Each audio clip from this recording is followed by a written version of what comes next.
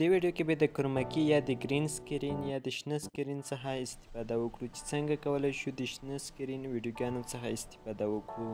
نو راځه هم په انشوټ باندې کلیک کوم.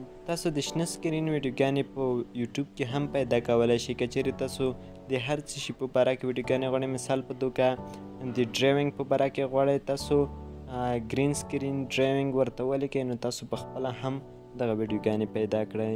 ما په دې ځای کې یو کاغذ تیار مخکې له مخکې څخه انتخاب کړی.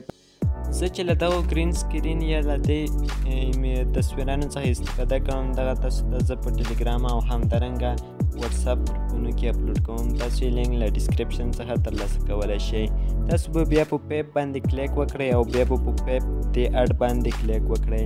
بیا تاسو کولی شئ چې همدغه تصویرانه ویډیوګانې ورته داخلې کړئ. اوس راځم لومړی دغه ویډیو یو ځلې پلی کوم.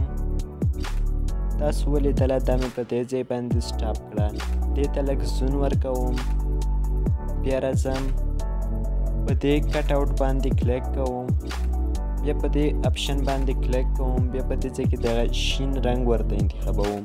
بیا د دې فیصدي زیاتوم او بیا په دې کټ آوټ باندې کلیک کوم.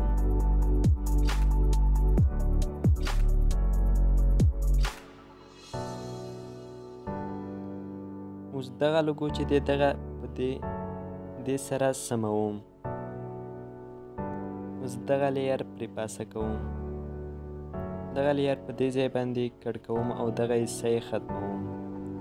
اوس دغه لیر پرې پاسه کوم. دغه ویډیو یو ځل بیا پلی کوم.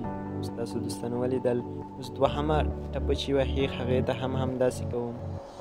په دې ځای کې دغه تصویر ورته سیخوم، دغه لوګو.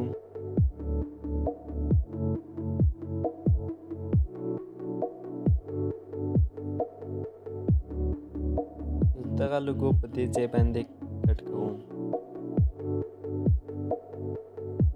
اوس یې پلی کوم. نو دوستانو تاسو په دې طریقې سره کولی شئ چې له ګرین سکرین څخه استفاده وکړئ.